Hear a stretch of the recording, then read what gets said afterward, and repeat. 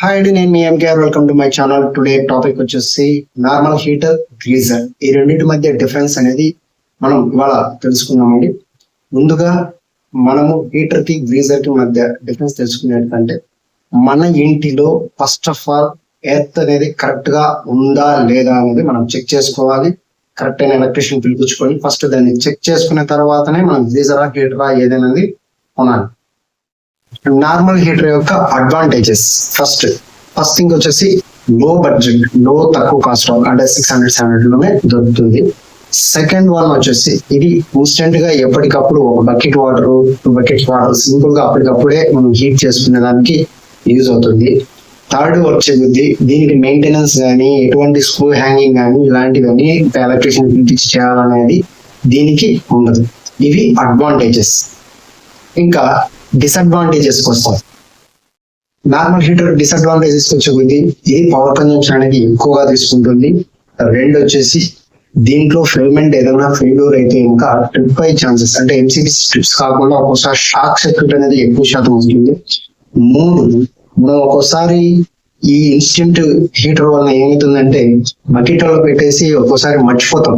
ఒక 4 minutes 5 minutes 10 minutes కానీ దాటిపోతుంది. దీంట్లో థర్మోస్టాట్ అనేది లేకపోవడం వల్ల ఇది హీటింగ్ అవ్వాలి, బర్నింగ్ శాతం ఎక్కువగా ఉంటుంది. ఇవి డిసడ్వాంటేజెస్. మరి నార్మల్ హీటర్ కొనకూడదా అంటే కొనొచ్చు, కానీ వాటర్ ప్రూఫ్ మంచి హ్యావెల్ లేదా వీగార్డ్ లేదా బజాజ్ ఇలాంటివి బ్రాండెడ్ కంపెనీలలో కొద్దిగా ప్రొటెక్షన్ ఎక్కువ ఉన్న దాంట్లో వీటిని తీసుకోవాలి. కానీ మనం దీంట్లో వల్ల కేర్ఫుల్ గా చాలా జాగ్రత్తగా దీన్ని మెయింటైన్ చేయాలి. గ్రీజర్ విషయానికి వచ్చే కొద్దీ దీంట్లోని అడ్వాంటేజెస్ ఫస్ట్ ఆఫ్ ఆల్ మనకి వచ్చేసి హీటర్ కంటే కొద్దిగా మాత్రమే ఎక్కువ కాస్ట్ ఉండడం. సెకండ్ వన్ ఇది పవర్ కన్జంప్షన్ అనేది కొద్దిగా తక్కువగా తీసుకోవడం. థర్డ్ వన్ వచ్చేసి దీన్ని ఇన్స్టెంట్ గా మనము ఎక్కడి వరకు ఎంత వాటర్ కావాలనో అంతవరకు వాటర్ వాడుకొని ట్యాప్ అనేది కట్టేయడం వల్ల పవర్ కన్జంప్షన్ తగ్గుతుంది, వాటర్ సేవింగ్ జరుగుతుంది. ఇది అడ్వాంటేజ్. ఇంకా ఫోర్త్ వచ్చేసి దీన్ని తక్కువ స్పేస్ లోనే అంటే చిన్న బాత్రూమ్స్ 3x4 3x6 అట్లా ఆ విధంగా స్పేస్ ఉన్న బాత్రూమ్ లో కూడా దీన్ని ఈజీగా మనం వాడుకునేదానికి ఉంటుంది.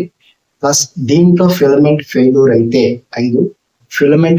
అయితే ఒకవేళ ఎంసీబీసీ అనేది ట్రిప్ అయ్యేదానికి చాలా వరకు ఆస్కారం ఉంటుంది. ఇవి గ్రీజర్ యొక్క అడ్వాంటేజెస్.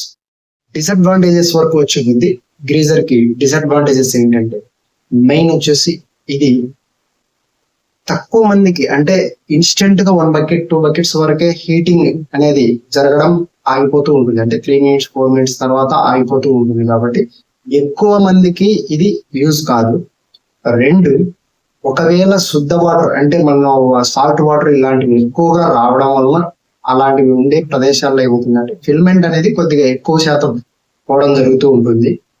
ఇంకొకటి ఎట్లా అంటే ఇది ఎక్కువ శాతం హీటింగ్ అనేది ఎక్కువ పొజిషన్ లో అంటే మనకు ఒక 20 liters కాకుండా 30 liters 40 liters కంటిన్యూ ఒకే హీటింగ్ పద్ధతిలో అనేది రాదు. ఇది ఇన్స్టెంట్. ఇవి దీంట్లో మేజర్ గా చెప్పుకోదగ్గ డిసడ్వాంటేజెస్. ఈ రెండింటి మధ్య డిఫరెన్స్ అనేది మీకు అర్థమైంది కదా. మీరు ఏ గ్రీజర్ అయినా కొనొచ్చు. దీంట్లో ఏ ఎలక్ట్రీషియన్ సజెషన్ కానీ ఏ ఒకరు అడగాల్సిన అవసరం లేదు. ఎందుకంటే గ్రీజర్ కి సంబంధించి ప్రతి కంపెనీలోనూ మంచి ప్రొడక్షన్ ఉంటుంది. బజాజ్ కావచ్చు, లేదా వీగార్డ్ కావచ్చు, లేదా హ్యావెల్స్ కావచ్చు, లేదా వేరే ఏ కంపెనీలను కావచ్చు, ప్రొటెక్షన్ పరంగా మంచి ప్రొటెక్షనే ఇస్తూ ఉంటుంది. కానీ దాని మెయింటెనెన్స్ అనేది మనం జాగ్రత్తగా మెయింటెనెన్స్ చేసుకోవాలి.